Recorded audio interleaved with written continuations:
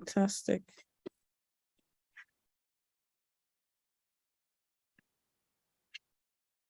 All right, welcome everyone. So today we are talking about content creation.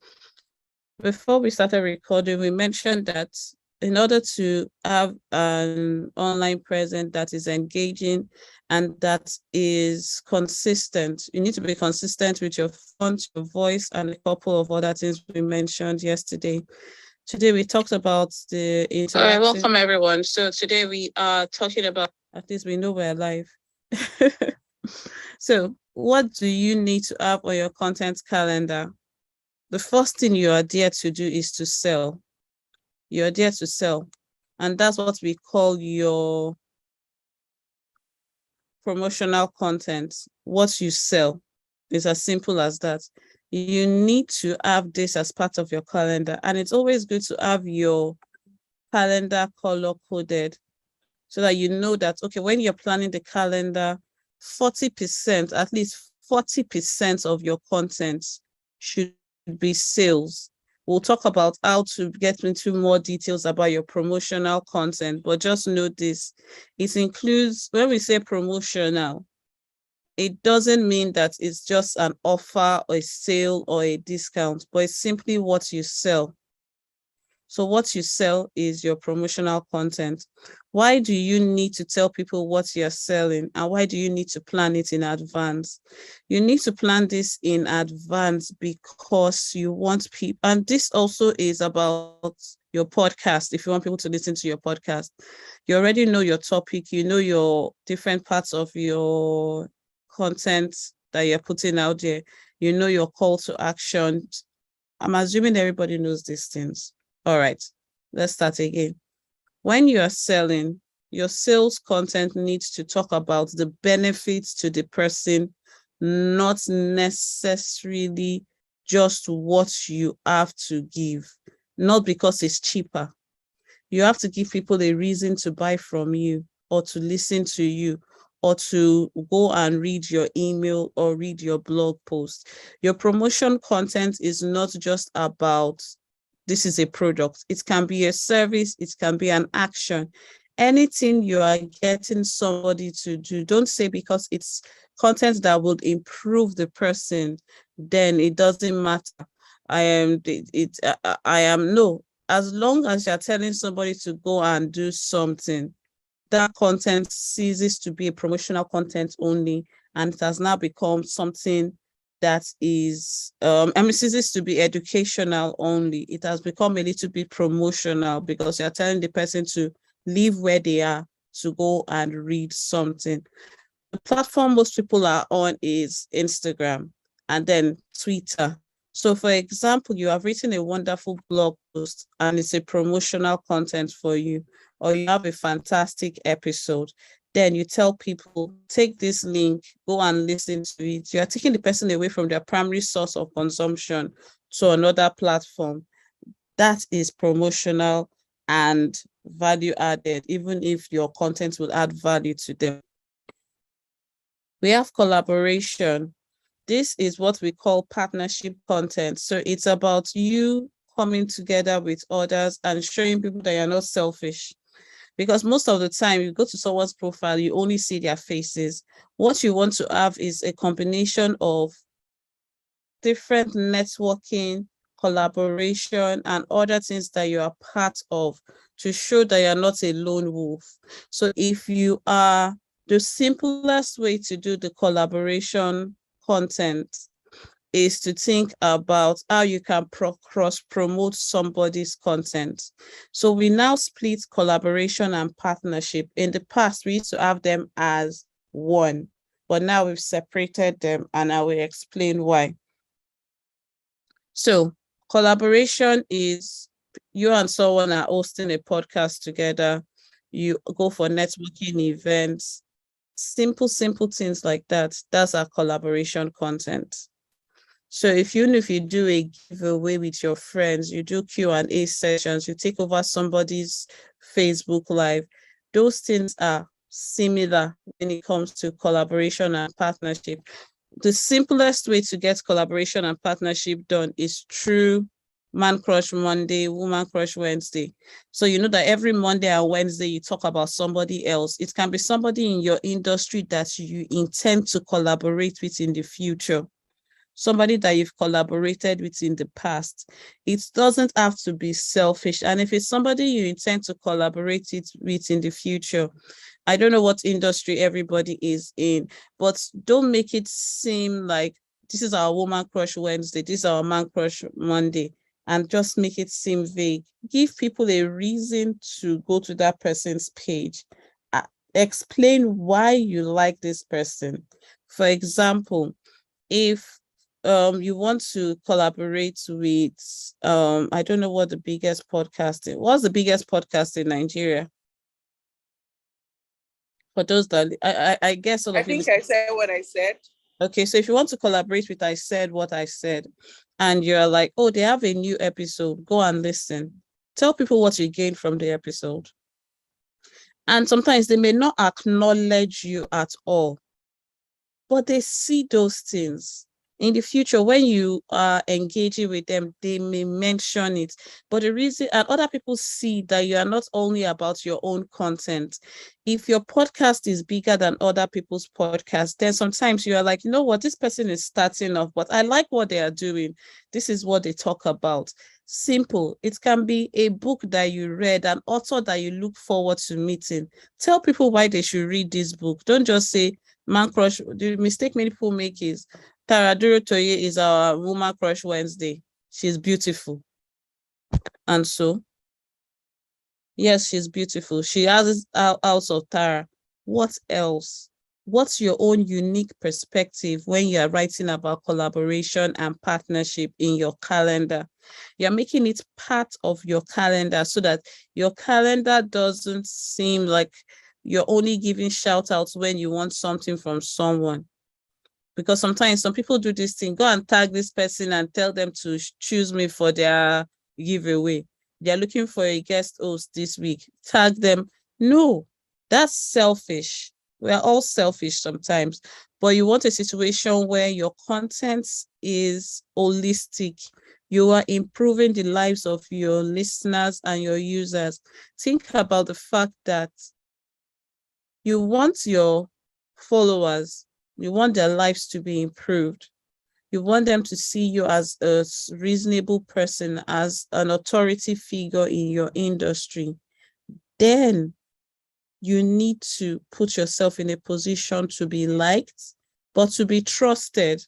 Now, most people that do, I don't know if you know Kagan, he does amazing reviews. He said something yesterday. He said, go and watch what people said about this Samsung phone versus this Samsung phone. They are the same, but do not watch the ones that are sponsored by Samsung. For example, he said that, I'm giving that as an example. Why did he say that? Because most people use collaboration and partnership as just a paid gig. They just want to make money. Everybody they interview or comes on their podcast pays for it. So there's nothing, they lose their essence of who they are, and you don't want to do that. You still want to remain authentic to who you are, even if you are evolving and growing. And you don't want everything to be about the money. That means you can easily be bought. So it's unless somebody gives me an affiliate link that I will talk about the person. Some people say, if you don't pay me, I don't post. They've lost their essence. Yes, we want you to make money online, but money is not everything. That means you're saying you'll be sold to the highest bidder all the time. So your collaboration and partnership post also helps you talk well about the collaboration, then separate them from partnership. So you are saying, oh, I have this affiliate link, I'm being paid to do this, but this is still my honest opinion. People will trust you. Do not break people's trust by saying what you don't mean because you are paid. All checks are not good checks when it comes to the long-term effect, because the internet doesn't forget. I've talked about it that sometimes some people will say, oh, Wizkid, I love Wizkid now, blah, blah, blah. People will now remind them of what they said in the past when they were dragging him.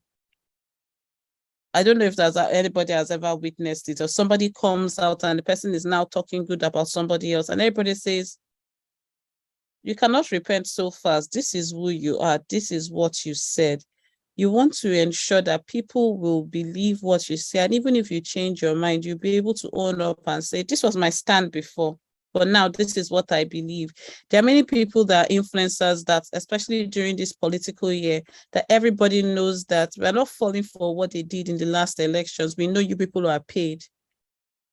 That's not what you want to be seen as. You want to have collaborations with people, but you also want to have partnerships where you get paid and to do things to influence people's products, but you disclose it to people. Now, so we will just give these two different colors so that you understand that they're a different type of content. Let's just give it purple.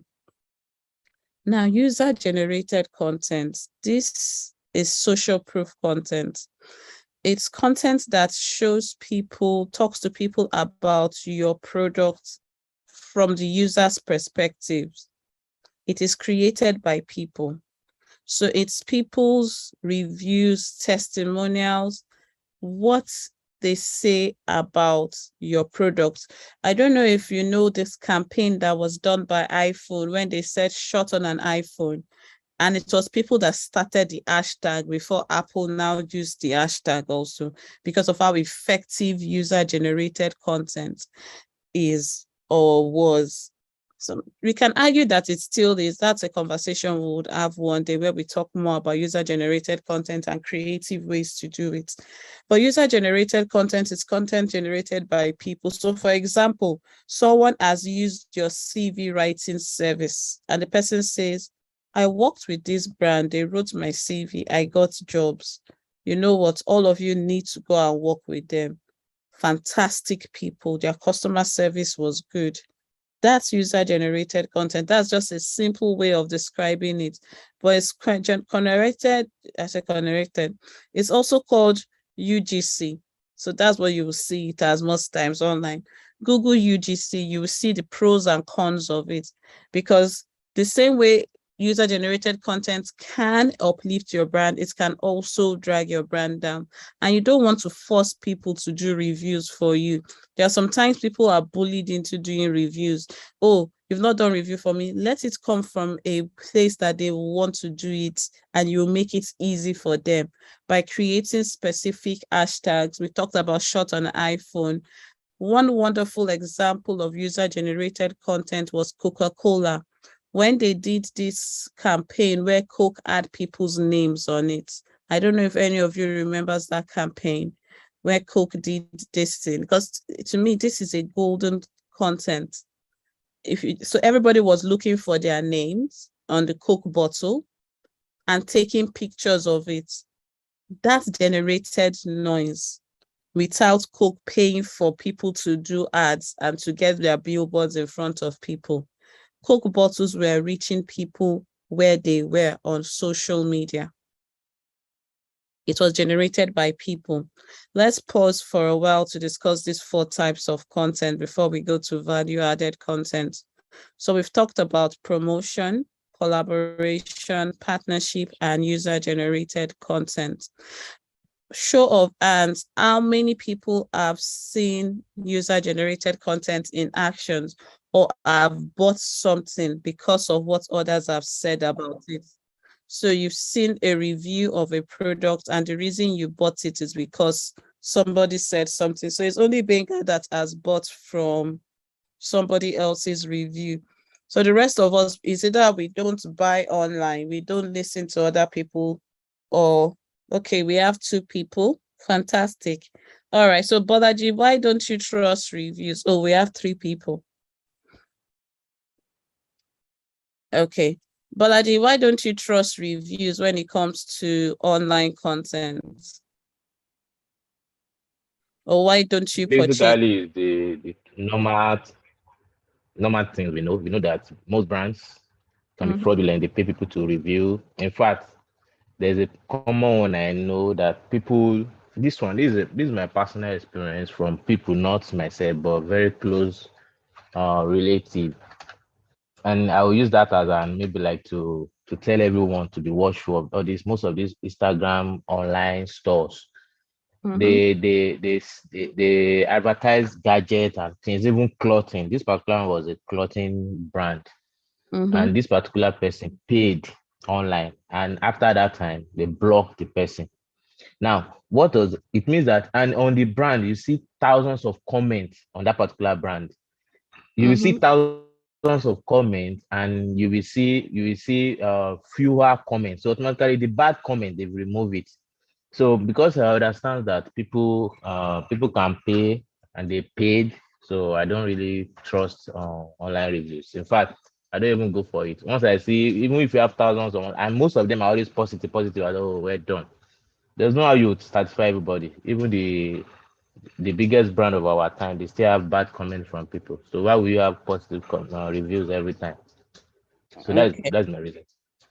Okay, fantastic. And when you are managing a brand, always bear that in mind, that there are people that no matter what, they will be like, these people are just lying. They paid these people. Remember when I talked about collaborations and partnership? Because some people are paid, even if you are including this type of content as part of your content, but because some people are paid, people don't trust it. So when you are doing reviews, what does that mean? Do not lie. Let the good, the bad, the ugly be put out there. There's someone that says that he goes for the 3-star reviews on Amazon. He doesn't go for the 1-star, the 4-star or 5-star. Once a brand has a lot of 3-star reviews, that's what he goes for, because he knows that not everybody would like you, but you still need to have that type of content in your content arsenal. I call your content calendar your arsenal. You still need to have that type of content. You cannot do without it, because people will go and say, does this seem like it was forced? Does it seem like every single thing is perfect? Did you allow some good reviews and some bad reviews, or every single thing? And people pay for comments. There are bots that can do comments for you, likes for you. So don't even go by likes on pages. Don't even go by that anymore. It's no longer as authentic as it used to be. Instagram is now pay to play, which simply means they want you to spend money on adverts so that they show your products to people. Think about it. If a brand is spending like $1,000 a day, if you have the big brands like Prada and all of them spending on ads, why would they show Yaba serious content to people when they can show Prada, and Prada has paid for your eyes? In the past, it used to be organic content creation, which is what we are talking about now, doesn't pay as much as it used to, but that doesn't mean we are not going to do it right. People pay to get people to get their blog post or to go viral, or they start a thread, or they tell all their village people to go and like under something so that it seems authentic. But we need to create that authentic so that even if it's 5 reviews we know those 5 reviews are real. They're not manufactured. They are people's perceptions about our brand, our products, and what we do. All right. Anyone else that has an issue with reviews, testimonials, and things like that?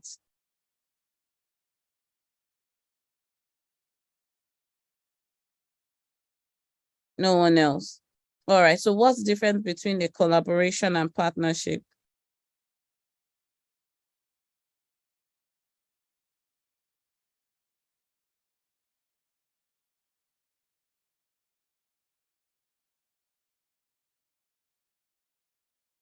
Today everybody is extra quiet. What's the difference between a collaboration? And it's on the screen. What's the difference in your opinion between a collaboration and a partnership? For me, Yes. there's just a thin line between defining partnership and collaboration. Okay, all right. And the line, the margin is very thin, actually. It is very thin. But for me, collaboration is working together. Collaboration comes off as working together on mutual terms with another brand or another individual. Why partnership weighs more on the corporate side, that is paid, where there is, should I say, legal agreements or something in place, more formal it's than more collaboration. formal. That's a good way to differentiate between both. I like that. Most people just want that, oh, I'm an influencer, I get paid to do something. Somebody said something that 2 for 5K, that there's a girl that almost all the brands have used that to do their videos. And I was laughing. I was like, that means you're everywhere. You're making your money. We don't want to start affecting someone else's also. But how many times how will you now trust that person to say the truth? But you have someone like Jeffree Star that doesn't get paid to do reviews. You'll be like, don't put me on your PR list, because I will tell the truth. I will buy the products with my money, and I will give an honest reaction when I do an unboxing. And sometimes you meet some people say, oh, my client is a new brand and we're about to do this. We need you to do some videos. You can do it at your own pace. And next thing they'll tell you it's 350,000 naira. You're wondering where your clients will get that money from. And you can't do collaborations again. The way the world is going, you're going to see collaborations being based on clout. But that doesn't mean your own collaboration should be on clout. Some people will not collaborate with you or post about you if they don't think they can gain from your followers. So social media is evolving, and so should we. Content or educational content. Now, these are content that you create to add value to people, like the name says, or improve the life of someone or teach people. Now, most brands people that do courses, most of their content is value-added content, but that doesn't mean fashion brands cannot have value-added content. Now, your value-added content or your educational content is you adding value based on your expertise. Now, Gary Vaynerchuk always says this. Gary V says that you should document what you are going through and don't create a facade that you have arrived. For example, when I started in 2014 teaching, if I started with I know everything by that time, I would have been living a falsehood. I wouldn't have been saying the truth. Now, because I've been documenting my whole process, I did not create a false image of who I am. I can now say, oh, I've been teaching for a couple of years. But there are some people that start today and they are already the master and the best at it. They do not give themselves the opportunity to grow. So when they make mistakes, they fall hard. Now, what I'm saying for you, for the brands that you are managing, the brands that you're creating for, is not to see yourself as bigger than you are, but create educational content for the level you are at the level that your audience needs it. I would explain. If you are there are 2 ways you can do this. You can teach what you are learning. So for example, I am a blogger learning about Pinterest. I'm guiding people through the process. As I learn, I'm like, see, the one I learned today is what I teach you. So let us grow together and see this. I will show people my numbers. I will show people everything. This is how I am doing it. We are growing together, which is what TikTok does fantastically. So I'm growing with people, but I'm also teaching people what I am learning. I'm improving their lives as I'm improving myself. I am not coming as a know-it-all. There's a way you can be over-sabi that nobody will trust what you're saying. Everybody will just keep quiet or turn off when you speak. But you want to create an online presence that will see you as an authority at in your field at the level that you are, not at the level that you are not. So for example, if your client has been making outfits for 15 years, they are an authority in their field. But if they just started yesterday, they are learning. There are certain things about their industry that you would not know. The first day you cooked soup is different from the 10th time you cooked it, even if you've watched all the tutorials. Time is the best teacher. So why am I saying that? I don't want you to do like you're already flying an airplane when you don't even know how to ride bicycle. especially if you're creating educational content for yourself. But you want to educate people in two ways, from your expertise or from the expertise of others. That is, I'm reading this book, this is what this person had to say about it, but this is my perspective. Fantastic educational content. Number one, it's telling your readers or your followers that, you know what, all of us are just starting this business together or this thing together. I see it as ours. But that doesn't mean we should be where we are. We should seek to improve ourselves. Let's read books. These are the books that I am reading. What are you reading? Share your reading list with me so that I can also learn. What podcasts are you listening to that improve the way you direct whatever you are doing or do whatever you're doing? Those little things are what helps you create better content. Now, when people think of value, they think value always has to be free. Value can be free or gated. But even if, let's talk about the free content for now. We'll talk about gated content later. The free content that you can give someone is something that, okay, I'll put it this way. Sometimes you think that you don't know anything, but 3 months ago or 1 year ago, you were searching for certain things that you already know now. Teach people that are at the position that you were. So if I am a web designer, I already know about coding, I know about certain things. I can teach people about WordPress. I can teach people about plugins, showing them different platforms that they can be on, different plugins they can use, and simple things like that.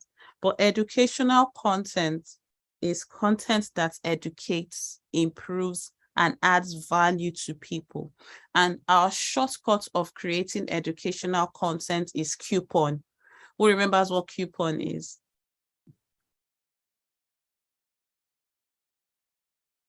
Who remembers what Coupon is? That should be Yeah. question, problems, objections, and needs of the audience.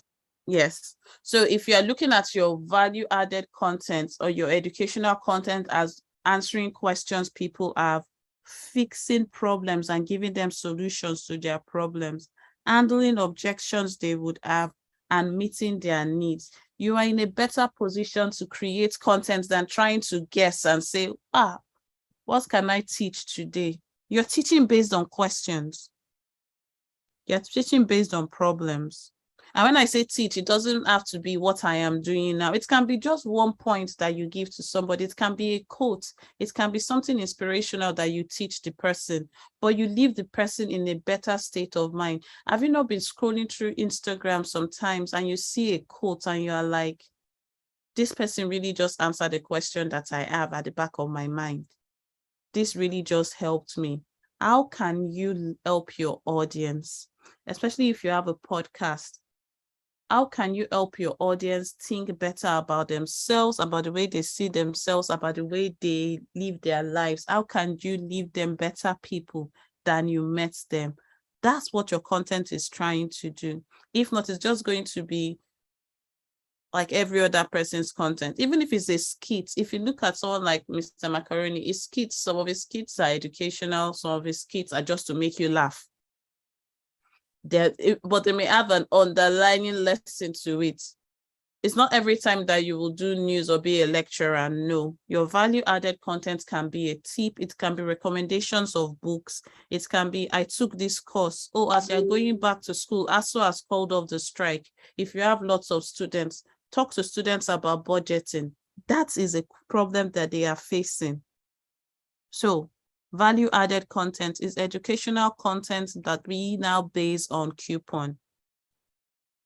Offers and discounts should also go into your content creation plan, because if you're offering offers and discounts, so all these things are part of your content calendar. So we will have offers and discounts take the color red. We want our calendar to be colorful. So questions is still part of value added content. We talked about it yesterday. I'm going to have to ask you for 5 minutes extra today. Timely topic. Now, Timely topics are important when it comes to content creation because you want to create content that is timely. For example, tomorrow is the 20th of October. That was when EndSARS happened. Is it 20th or 21st? One of those dates. You can talk about it because that's a timely topic. Everybody's talking about the elections. If you don't want your page to be an election page, you can talk about it once and say, get your PVC. Simple. But there are timely topics. Now it's Breast Cancer Awareness Month. So you talk about breast cancer awareness. There are brands that make it easy for you to do this. They've already said, today is National Dogs Day. Today is International Women's Day. All those things are timely topics. Fashion Week. We are doing Fashion Week. There's New York Fashion Week, Lagos Fashion Week. If you're a fashion brand, if you're a personal shopper, highlight your favorite looks from the runway. Those are timely topics because it's that season. So timely topics are seasonal topics. Christmas, New Year, Easter, Salah, elections, National Day, National Daughters Day, Mother's Day. All these things go into your calendar. So when you are creating your calendar, you're creating your calendar in advance. So for example, we already know this is Breast Cancer Awareness Month. You should have had something about breast cancer in your calendar already. Most of the time, we are reactive when it comes to timely topics. We notice that everybody is posting about it. They will remember and we quickly go and post about it. That's not how it should be. Rather, it should be something that is growing gradually, but something that you are proactive about and not reactive. I talked about us being proactive and not reactive. All these things on your content calendar makes you proactive and not reactive. Being reactive is, oh, today is Mother's Day. I would have loved to interview a mother and talk to a mother about this thing. My brand is about women. That would have been a good thing to ask my clients to do. Don't wait till the last minute and assume that everybody has time. Always give people at least 2 weeks room to create that conversation or have that conversation with you.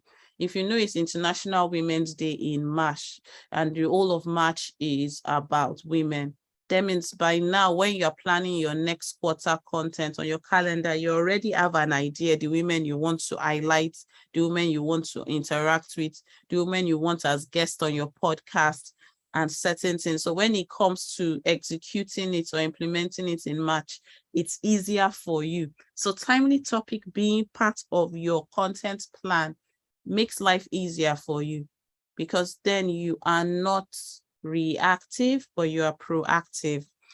I said, talk about recommendations, show people what I am reading, what I am doing. It's as simple as that. Give recommendations based on what you know or based on other people's recommendations. There are some people, for example, if you're part of BookTok, which is part of TikTok, if you're part of BookTok, people have different categories of book. They even have different hashtags for them. So you're like, well, this is a book that someone recommended on BookTok. I haven't started it yet, but I think it would be a good read for somebody struggling with this. Recommendations must not be all the tools that you've used. Like I like Notion. I like certain tools. I don't use every single tool, but I can recommend tools for people. That can be seen as a value-added content also.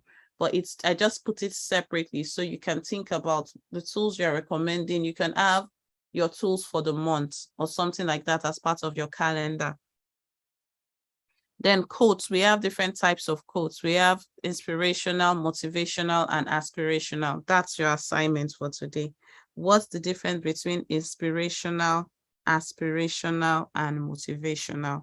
3 different things, but think about them when you are doing your quotes. And then show behind the scenes of what you do. Take people behind the scenes. Humanize your brand. What we've talked about, most of the things we've talked about can be robotic if we are not careful. But how do we humanize our brand and make people want to connect with us? That's something that you have to take into consideration when you're creating your content plan or your content calendar. I'm going to stop here for now. Okay, I didn't go over time. Thank goodness. All right. Questions? Does anyone have any questions? I will, Oinda, you can download this page from the, okay, she's not here. Benga, do you have your class, right? Let me just download it since I made it color. I didn't get your question. I was like, you still have access to your Instagram Compass? Yes, ma'am. Oh, okay, don't worry. I will download this one since I color coded it so that you guys will see it. I'm just going to download this page and I'll put it in the Telegram group so you have access to it and you can go through the different types of content that exist. It just helps you create better content, in my opinion, and it's what you need at this point in time. Any questions about a content calendar? What can be on your content calendar? Any questions? All right, if there are no questions, I will call it a day. Now, I'm thinking we should keep the morning sessions for this month. So that means the next morning session will be Tuesday and Wednesday, 25th and 26th. I said we're going to talk about that today. Then November, we start with the evening co-working sessions and morning co-working sessions again, which are just opportunities for you to come and get work done. What do you people say about that? So we have 2 more sessions. Okay. Anyone else? I think that's okay. Yeah, that's fine. Okay. All right. So we will meet again next week. However, we can come into the group on Thursday. Thursday, I have Bible study, and we come in to do a Q&A session with you people. We'll just have it in the chat or Friday, but I don't want to leave you people idle till Monday. I want you to watch the video and start practicing creating content calendars for different brands. We'll talk more about the question, problem, objection, needs later, because I believe that that's important for you to learn. I've downloaded this document as a Microsoft Word document since Dante is not here to help us put the Google link. That makes it easier so that everybody has